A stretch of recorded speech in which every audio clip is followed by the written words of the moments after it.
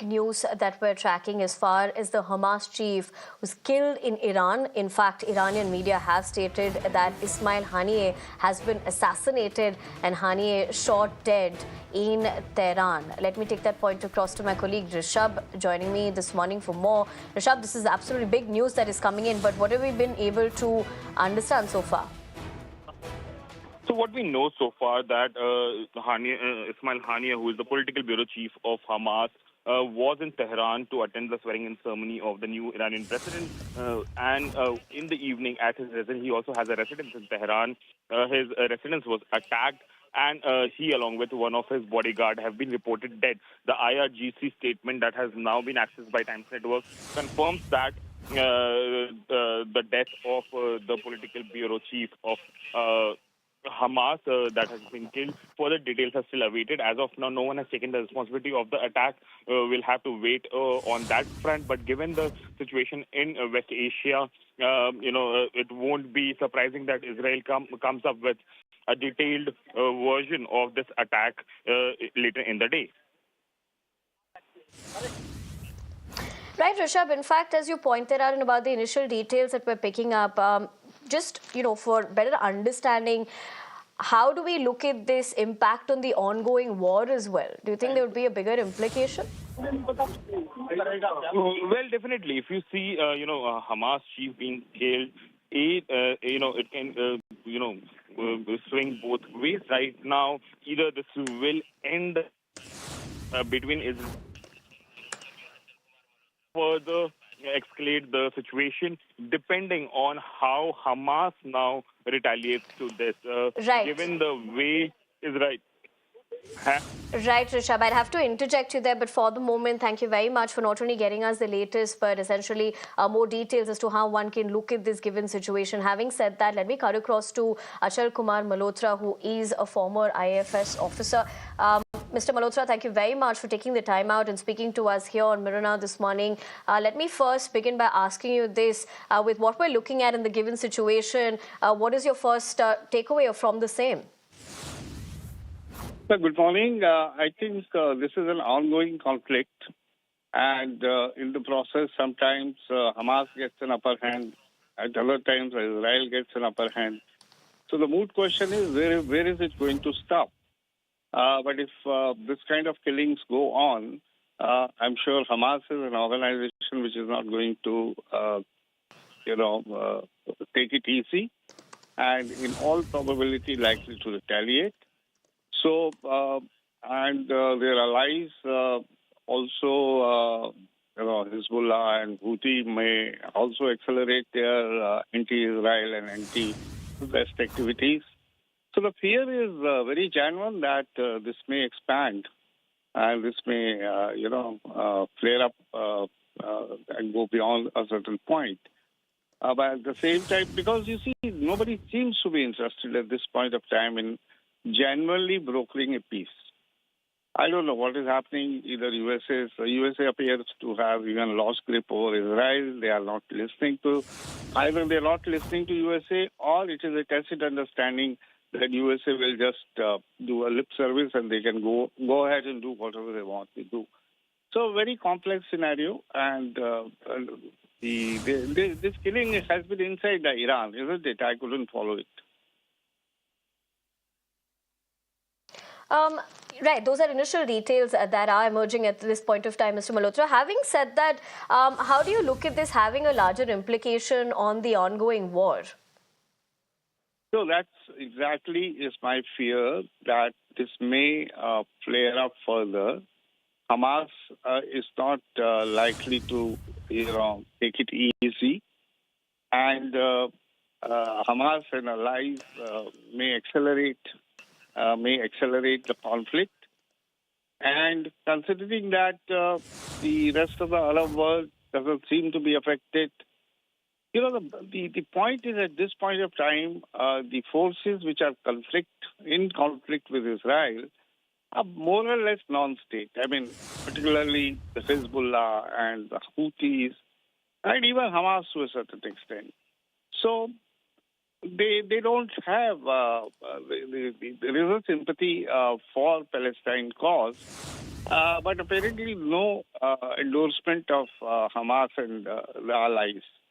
And Houthis are making their own enemies by attacking in Red Sea and other targets.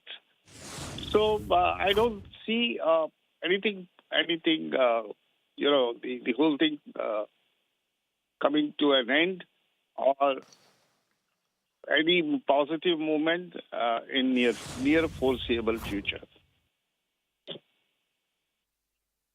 Right, Mr. Malhotra, as you also read into the situation, if one were to look at it in another aspect, do you think Iran will be on the back foot now, given what they've also alleged that the Hezbollah leader has, of course, been killed, and now allegedly the Hamas chief has been killed?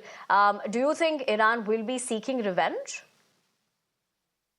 Well, Iran, whether it will take a direct revenge, that looks a little, I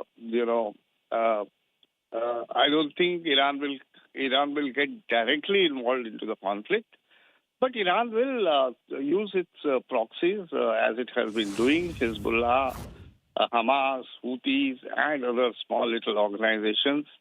They are not one or two. There were as many as 14 different groups which were brought together by China very recently.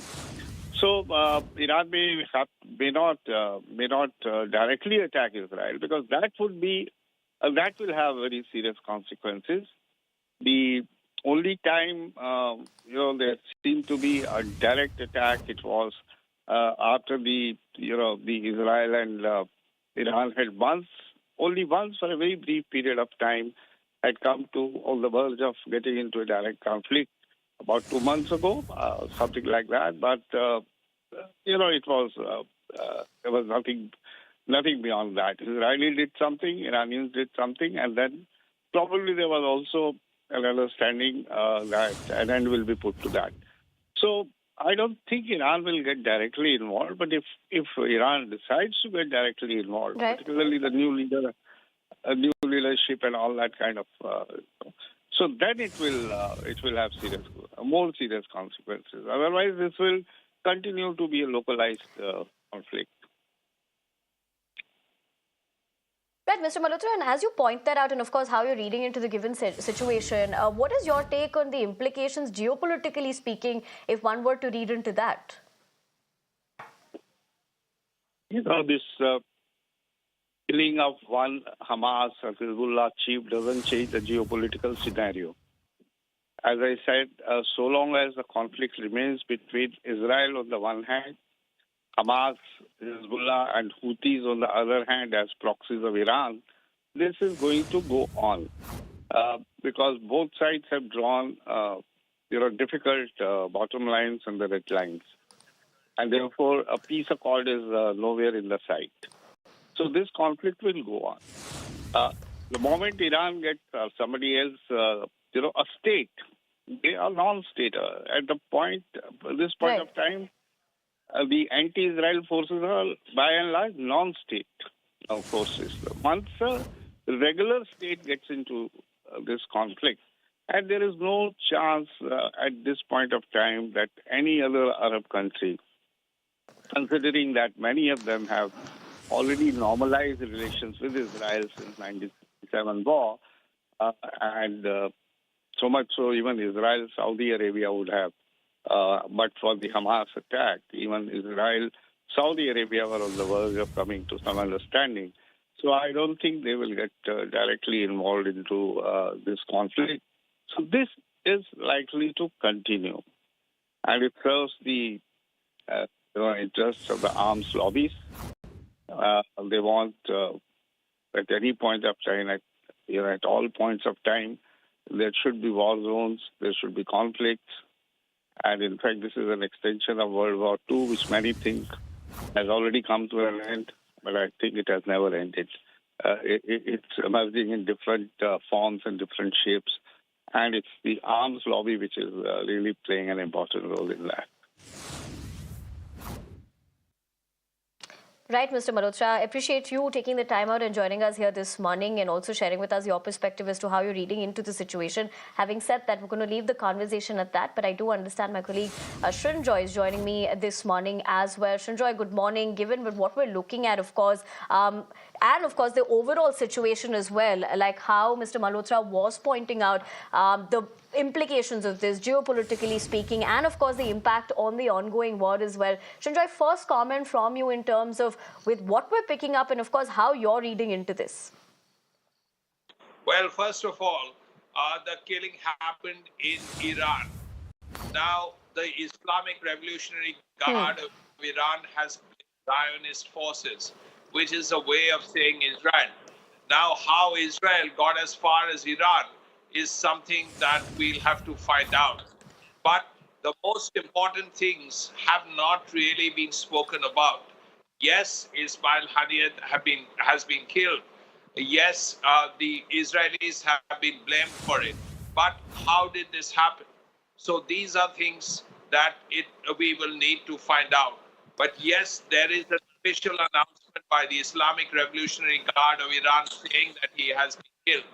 Now, as far as the impact on the war is concerned, well, at this point, you would expect the Hamas to actually now take more action in a way that they have the capability All of right, doing. Shanjoy, I'd have to interject you there because we're running into a technical issue with your audio line. But having said that, thank you very much for sharing with us the details that we have at the moment of the Hamas chief being killed in Iran. But let's also quickly tell you, we are picking up at the moment that Israeli military to CNN has in fact declined to comment on the death of Haniyeh. So we'll have to look at that particular details that are also coming in. But for